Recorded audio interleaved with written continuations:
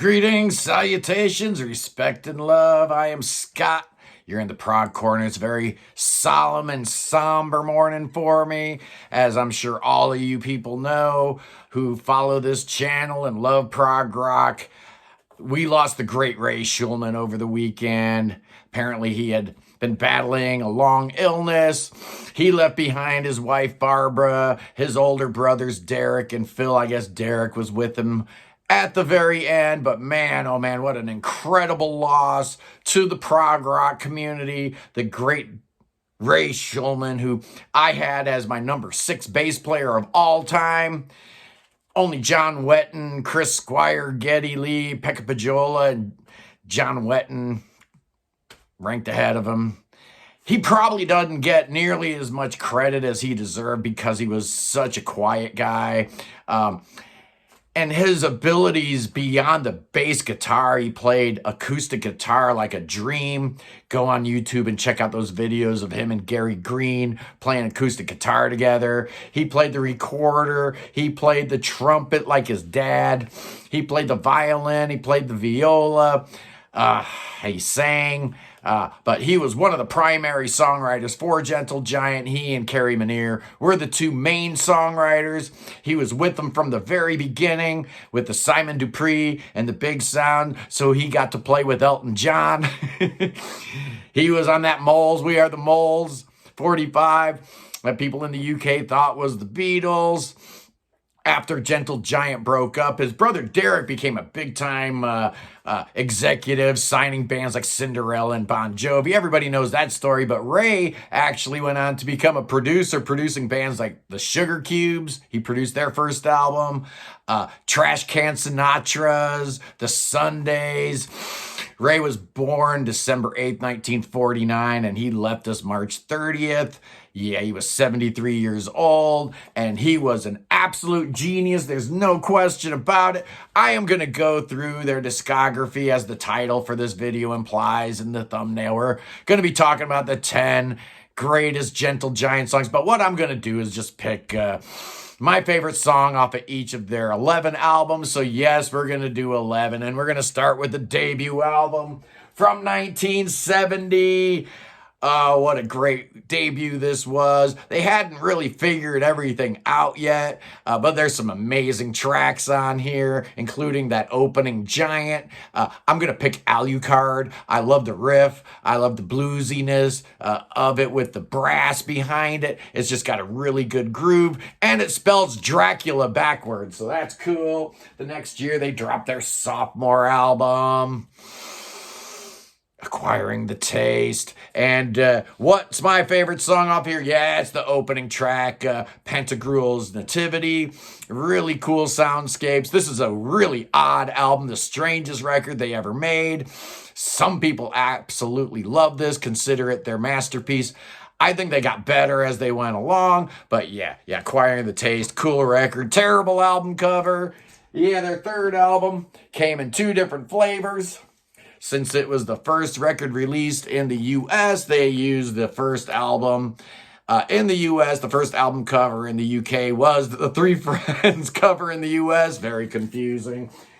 So we looked to the U.K. cover for some clarity, and Three Friends is a concept album about 3 friends who go on and do some different things in their life, blah, blah, blah. We don't really know how it ends. It ends very ambiguous, but I just adore side 2 of this album. I love everything on here, but side 2 ends with the medley of Mr. Class and Quality and kind of bleeds into the final track, Three Friends. But Mr. Class and Quality, what a song, man. What an album. I love this. But in 1972, Gentle Giant dropped 2 albums.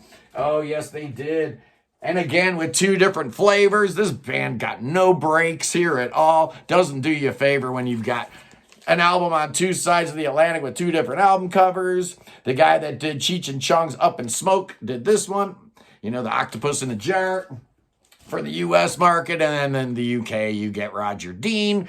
What song am I going to be talking about on Octopus? Well, my favorite track on here is probably Think of Me with Kindness. Kerry Minnear is really, really gentle vocals here, just dynamite. I know we're talking about Ray Shulman today, but Think of Me with Kindness, what an amazing track. I love Octopus. Their next album wasn't even released in the US. You know, you talk about a band that got no breaks whatsoever. It's in a glass house. The record company in the US said, They took a listen to it without Phil Shulman. They just went off the deep end with this one. I love it. It's experimental. It's just incredible. So I am doing Way of Life on this album, the song that ends side 2. Or side 1 rather. Oh man, yeah, side 1 is got the title track on it, but side 1 has got Way of Life. I just love this album. The Runaway, Experience. Oh yeah, perfect album. Absolutely. Next up, they dropped this incredible record, The Power and the Glory in 1974. And the song I'm going to spotlight here is Cogs and Cogs, the song which opens up side 2. It's a short track, but it's got everything you want in a prog rock song. So I often use that as kind of like my introductory to prog.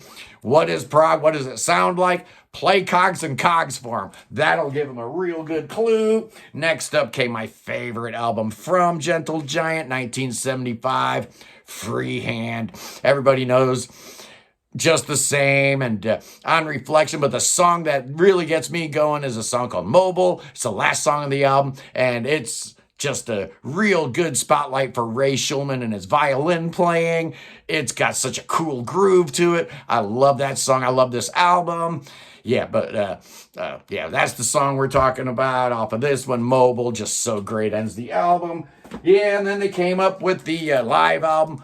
Phenomenal, just a fabulous record. In fact, it's my favorite live album of all time, if you can believe that, kids. Yeah, the next studio album came out in 1976. Little bit of a drop off in quality, but still a fine record. I love all 7 tracks on here, but the one I'm spotlighting, the one I'm calling the best on this is I Lost My Head, the final song on the album. It was on the live album, the only thing off an interview on that live album, but it was kind of messed up because it was part of a medley with Peel the Paint. On its own, all by itself, it's just incredible. You can make a case that it was the last piece of genius they ever did.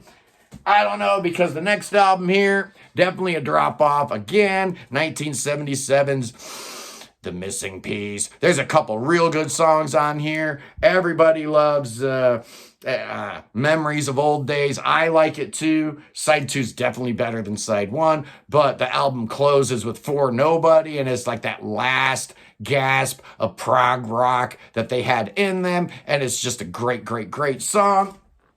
Next up came their absolute nadir, their worst album. But I'm telling you, over the years, I've gotten to like a few of these songs on this thing here. Their penultimate album came out in 1978. I do like the first song, Word to the Wise. I like the title track. Spooky Boogie's all right, but I like Thank You. That's the song we're going to be spotlighting here. It's an acoustic track. Nothing in their discography sounds like it. I really do like the gentle nature of it and how it maybe could have fit on somebody's solo album. Yeah, if this were a Derek Shulman solo album, I probably would love it.